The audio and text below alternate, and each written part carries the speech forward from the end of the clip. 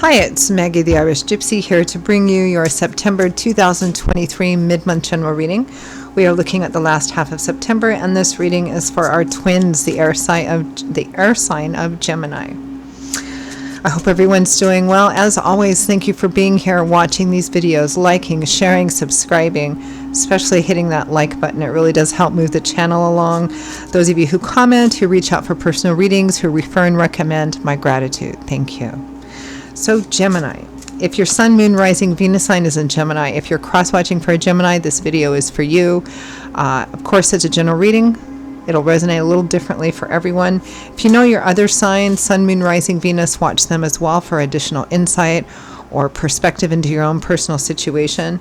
And if you find that something does resonate with you and you'd like to take a deeper look at something, or you simply like the reading style, if you are interested in a personal reading for yourself or as a gift for someone else, or you're just interested in information about that, please feel free to email me at maggie1mcguire@gmail.com. You can also get that contact info, see that email address by clicking the title of this video or the description of this video.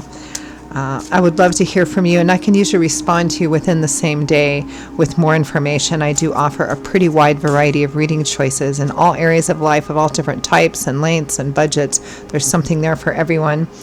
And I do readings full-time. It's what I do with all of my energy. So scheduling of personal readings is done in a pretty timely fashion as well. So if you're interested, email me. Okay. Gemini, let's see what the last half of September 2023 looks like for you. I'm using the Tarot of Dreams and clarifying with the Radiant Rider-Waite.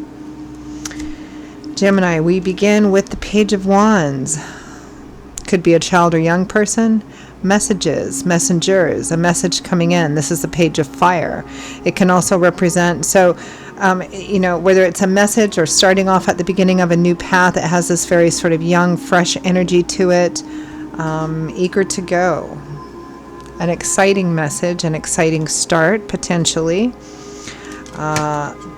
With the Ten of Swords, which is a card typically representing the end of a cycle that may have left you feeling betrayed, hurt, disappointed. Probably from the past, but we'll clarify. Next, we have the Fool, a brand new cycle starting, which is why the Fool has the 0 on their card, because this is where a whole cycle of the tarot begins. So some cycle is closed out before, and there's a new one starting again. A cycle of the tarot represents a chapter of your life or a set of chapters of your life that's been particularly significant. So here at the Fool, there is an opportunity to start off on a whole brand new life cycle here, which means that one has closed out, is closing out, or it needs to close out. With the Fool, we have strength, but that's what it takes to walk the path of the Fool. You know, the Fool is about walking a brand new path, a whole new thing, stepping out of your comfort zone, taking a risk, a leap of faith, with no guarantee as to the end goal, which we never really have anyway, right? We never really have those guarantees. It does take strength, courage, wisdom, humility to do this, but it's also, those are qualities you gain more of by going through this. This is really literally having the strength to walk the path of the Fool, meaning walking a brand new path out into the unknown, taking a chance. Next we have, and I think maybe that's where this Ten of Swords comes in too. It may be that you're worried that something painful which happened in the past may happen again. Eight of Wands, lots of action. This is the Eight of Fire, Cupid's arrows, messages, conversations, travel for some of you. With the King of Swords, likely you, Aquarius, Gemini, Libra, Sun, Moon, Rising, Venus. Showing up as a king, can be female as well in a general reading. It might be another air sign for some of you. Moving very quickly on this. From the bottom of the deck, the overall energy and focus for the last half of September, Gemini, is the Priestess, the High Priestess. So trusting your intuition. It looks like you decide to move forward, by the end of the month. This is trusting your intuition, no matter what other circumstances or people might say. It's trusting your intuition, your link with the divine, what pulls you.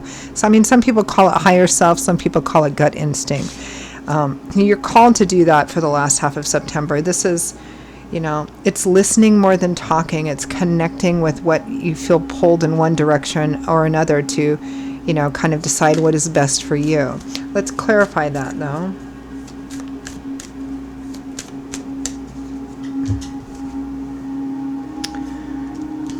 The Two of Cups, about a partnership of some kind, a soulmate, kindred spirit connection. It might be romantic soulmates. It might be best friends, kindred spirits. A partnership of some kind. The Hierophant, convention, tradition, the prescribed path that the larger group of people follow. Could be marriage. Could be meeting someone at some kind of place that the Hierophant can sometimes represent. Institutions, religious, you know, churches, hospitals,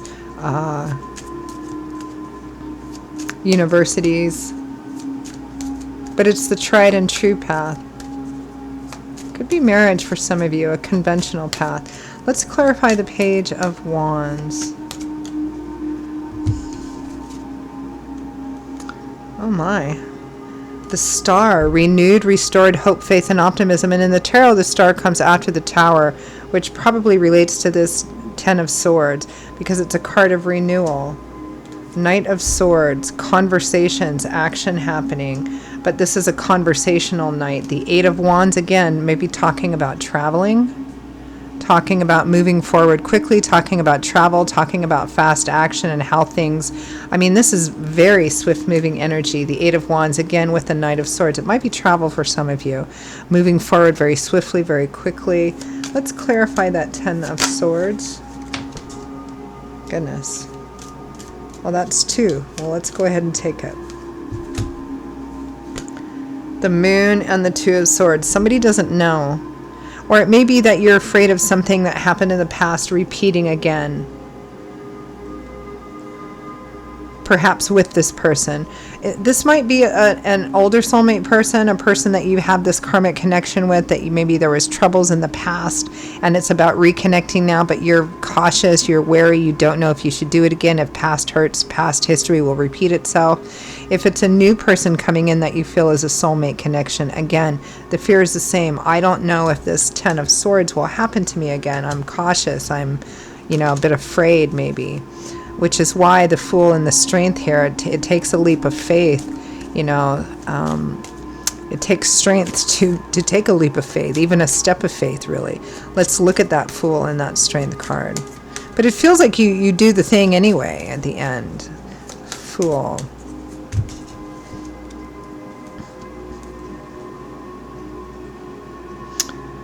Queen of Cups, Two of Wands, and Justice. Two of Wands and Justice is trying to figure out the right path. Is this the right path? Morally, honorably, ethically, what is right, what is fair, what is even? The Queen of Cups, it might be another person that's involved in this. Cancer, Pisces, Scorpio, Sun, Moon, Rising, Venus. But for some of you, I mean, as females in the tarot go, the High Priestess and the Queen of Cups are the most spiritual. This is somebody who knows how to use how to balance and use their emotions and their spiritual intuition to make decisions moving forward. So again, it goes back to that overall energy of using your intuition, your connection to the divine. Some of you may be receiving help and guidance on this new path from, you know, a water sign female or somebody like that. Strength.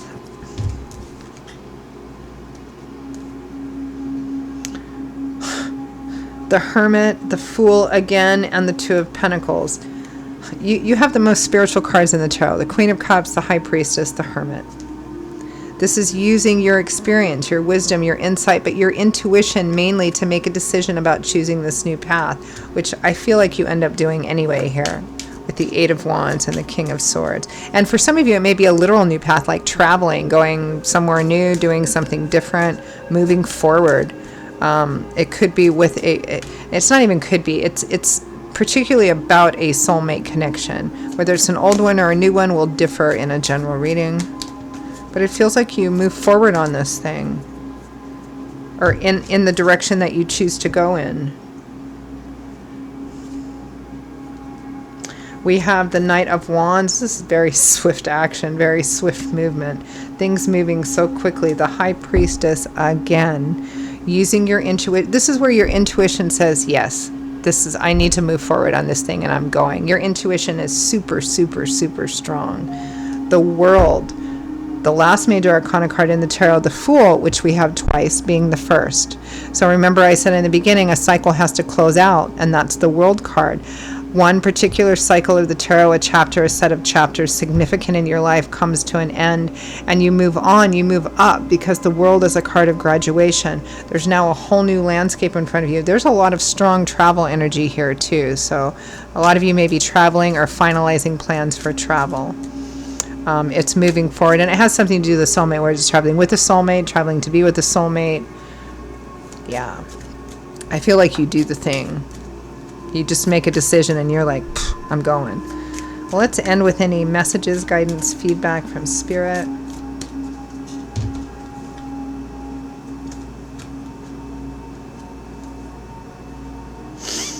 Eight of Swords, 10 of Swords. Okay, don't be held back.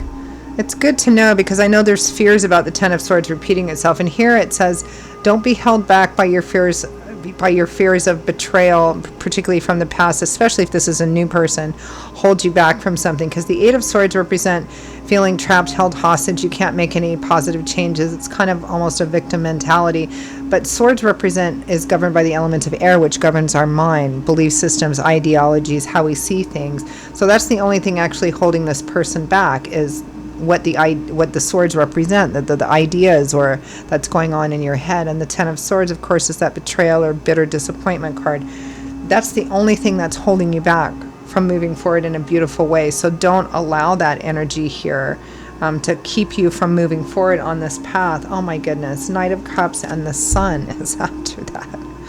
Love offers or opportunities driven by love, support, encouragement. We have 3 out of the 4 knights here. And the Sun, this is where all the pressures get uplifted and relieved. Light, love, warmth, laughter, illumination.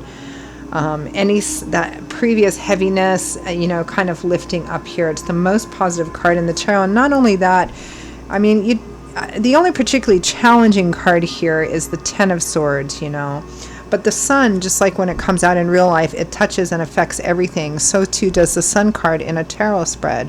It affects all the other cards in a profound way and a positive way. So it even can lessen the energy of any challenging card. So beautiful. Move forward. Don't let fear of past hurts kind of stop you. All right, Gemini, those are your messages for the second half of September 2023. I hope you found them useful and helpful to you. Again, if you did, if this resonated with you and you'd like to take a deeper look at something, reach out for a personal reading for yourself or as a gift for someone else, or you simply like the reading style and you're interested in a personal reading, email me at maggie1maguire@gmail.com. I would be delighted to hear from you and to work with you. I will see you all in a couple of weeks for the October general readings. Stay safe and well, and I hope to see you back here again quite soon. Bye-bye.